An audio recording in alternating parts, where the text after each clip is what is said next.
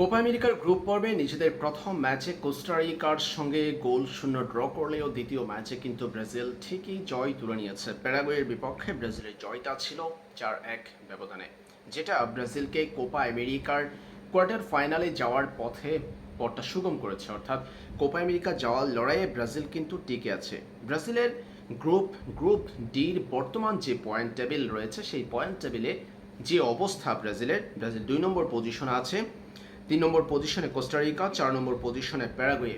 আর ব্রাজিলের গ্রুপে শীর্ষ দল বর্তমানে কলম্বিয়া। তারা প্রথম দুটা ম্যাচের দুটাতেই পরাজিত করেছে কোস্টারিকা এবং প্যারাগুয়েকে, যার মধ্য দিয়ে 6 পয়েন্ট নিয়ে কিন্তু এর মধ্যে গ্রুপ পর্ব পেরিয়ে নকআউট পর্বে জায়গা করে নিয়েছে। প্রশ্ন হলো, ব্রাজিল একটা ম্যাচে ড্র করেছে, অপর একটা ম্যাচে জিতেছে। অর্থাৎ আজকের ম্যাচটাই ব্রাজিল জিতেছে। গোল ব্যবধানে শেষ দুই দল অর্থাৎ তৃতীয় ও চতুর্থ দলের থেকে অনেকটা এগিয়ে আছে ব্রাজিল। প্রশ্ন হলো, ব্রাজিল দল যদি আগামী ম্যাচে জয় না পায়, পরাজিত হয় কিংবা ড্র করে, সেই ক্ষেত্রে ব্রাজিলের অবস্থা কি দাঁড়াবে? ব্রাজিল যদি আগামী ম্যাচে জিততে না পারে, তারপরেও ব্রাজিল কোয়ার্টার ফাইনালে যেতে পারবে যদি কোস্টারিকা পরাজিত হয় প্যারাগুয়ের বিপক্ষে। অর্থাৎ কোস্টারিকা যদি জিততে না পারে, প্যারাগুয়ে যদি জয় পায় কোস্টারিকার বিপক্ষে, সেই ক্ষেত্রে প্যারাগুয়ের হবে 3 পয়েন্ট, কোস্টারিকার 1 পয়েন্ট, ব্রাজিলের 4, কলম্বিয়ার 6। অর্থাৎ কলম্বিয়া আর ব্রাজিল চলে যাবে কোপা আমেরিকার নকআউট পর্বে কোয়ার্টার ফাইনালে। যদি ব্রাজিল পরবর্তী ম্যাচটা, শেষ ম্যাচটা নাও জিতে, তারপরেও ব্রাজিল নকআউটে যেতে পারবে যদি প্যারাগুয়ে শেষ ম্যাচে কোস্টারিকাকে পরাজিত করে। তবে ব্রাজিল কলম্বিয়াকে হারানোর চেষ্টা করবে, কারণ এই ম্যাচে কলম্বিয়ার বিপক্ষে ব্রাজিল যদি জয় পায়, সেই ক্ষেত্রে ডি গ্রুপের গ্রুপ চ্যাম্পিয়ন হবে ব্রাজিল। 7 পয়েন্ট নিয়ে কোয়ার্টার ফাইনালে যেতে পারবে সেলেসাওরা। সেটা ব্রাজিলের কোয়ার্টার ফাইনালের পথটা সুগম করবে। সেই ক্ষেত্রে ব্রাজিল উরুগুয়ের বাধাটা এড়িয়ে যেতে পারবে। ব্রাজিল পড়বে যুক্তরাষ্ট্র কিংবা অন্য কোনো দলের বিপক্ষে, সেটাও ব্রাজিলের জন্য খুব বেশি সহজ হবে বলা যাবে না। তারপরেও ব্রাজিল ফুটবলের কথা চিন্তা করলে উরুগুয়ের থেকে অন্য দলগুলো হয়তো আরেকটু ব্রাজিলের সেমিফাইনালে যাওয়ার পথটাতে আরেকটু সহজ প্রতিপক্ষ হতে পারে। তাই ব্রাজিলকে যদি কোয়ার্টার ফাইনালে উরুগুয়েকে এড়িয়ে যেতে হয়, তাহলে অবশ্যই কলম্বিয়ার বিপক্ষে জিততে হবে। আজকের ম্যাচটাই ব্রাজিল প্যারাগুয়ের বিপক্ষে একেবারে ক্লিনিক্যাল ফুটবল খেলে চমৎকার একটা জয় পেয়েছে। ম্যাচের প্রথম অংশে লুকাস পাকুয়েতা একটা পেনাল্টি মিস করেছে। এটা নিয়ে কিছুটা বিতর্ক চলছে। লুকাস পাকুয়েতা পেনাল্টি প্রথমটা মিস করার পরে দ্বিতীয় পেনাল্টিও কিন্তু তিনি নিয়েছেন। কে কন্ট্রোল করে ব্রাজিলের এই পেনাল্টি নেওয়ার সিদ্ধান্ত, কে দিয়ে থাকে, এই সমস্ত বিষয় নিয়ে তো প্রশ্ন উঠবেই। কারণ যিনি প্রথম পেনাল্টি মিস করেছেন, এরপর তিনিই আবার দ্বিতীয় পেনাল্টি নিয়েছেন।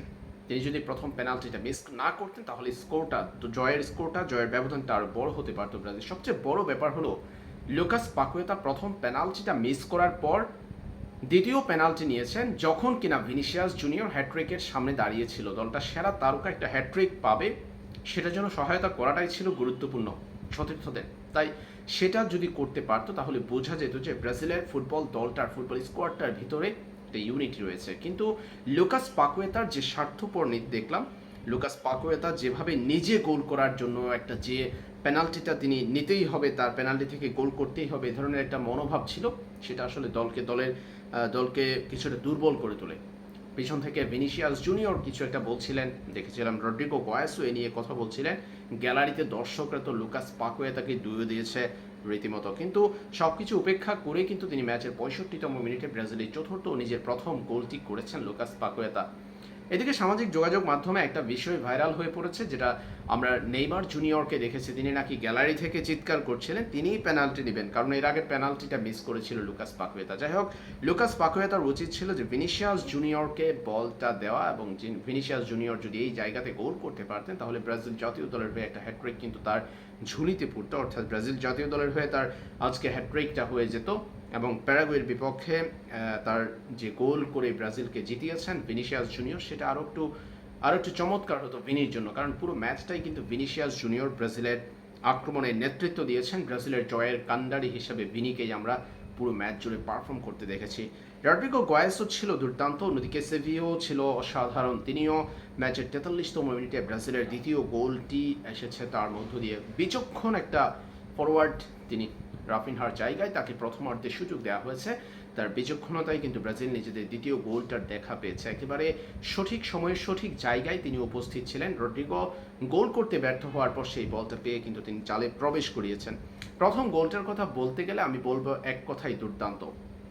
ব্রাজিলের শৈল্পিক ফুটবলের যে প্রদর্শনী আমরা শুনে আসি, যে প্রদর্শনীর কথা বলা হয়ে থাকে, সেটা কিন্তু ভিনিসিয়াস জুনিয়রের প্রথম গোলটাই ফুটে উঠেছে। ভিনি প্রতিপক্ষের অর্ধ থেকে বলটা পেয়েছিলেন, এরপর সেই বলটা নিয়ে একবার দুবার করে লুকাস পাকুয়েতাকে বাড়িয়ে দিয়েছেন। পাকুয়েতা কিন্তু সেই বলটা আবার ডিবক্সের মাঝে থাকা, ডিবক্সের সামান্য বাহিরে থাকা ব্রাজিলের আজকের ম্যাচটা সেন্টার ফরওয়ার্ড হিসেবে যিনি খেলেছেন রড্রিগো গোয়েসের কাছে বাড়িয়ে দিয়েছেন। রড্রিগো গোয়েস বেশি সময় নেননি, তিনি ব্যাকহিল করেছেন। সেই জায়গা থেকে বলটা পেয়ে, রড্রিগোর কাছ থেকে বলটা পেয়ে প্রথমে একজন প্রতিপক্ষের একজন ডিফেন্ডার, এরপর গোলরক্ষককে কিন্তু পরাস্ত করে ভিনিসিয়াস জুনিয়র গোলটা দিয়েছেন। এরপর ভিনির দ্বিতীয় গোলটা যেটা ছিল, সেটা ছিল কাউন্টার অ্যাটাক থেকে ভিনিসিয়াস জুনিয়র ও রড্রিগো গোয়েসকে এমন গোল করতে আমরা রিয়াল মাদ্রিদে দেখি, আজকে যেটা ব্রাজিল দলে দেখলাম।